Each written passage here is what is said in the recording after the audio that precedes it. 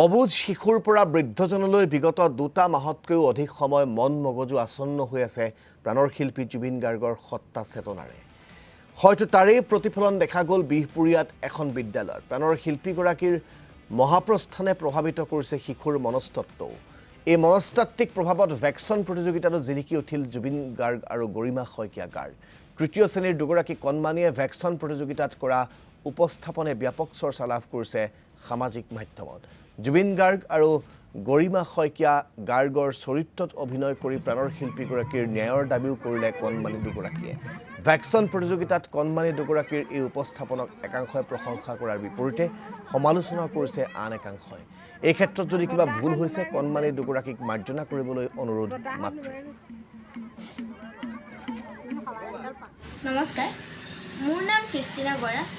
মই volunteer academy class 3 student হয় হৈ যোৱা ভেকচন প্ৰতিযোগিতাত মই জুবিনদাৰ ৰূপ লৈছিলোঁ আৰু মোক ইমান ভাল লাগিছিলে যেন মই জুবিনদাৰ প্ৰতিমূৰ্তি হ'ব পাৰিছিলোঁ আৰু গৰিমা বৈ যিখিনি দিনে ৰাতি কষ্ট পাই আছে অন্তৰত সেইখিনিও হিমন্ত মামাই দেখক আৰু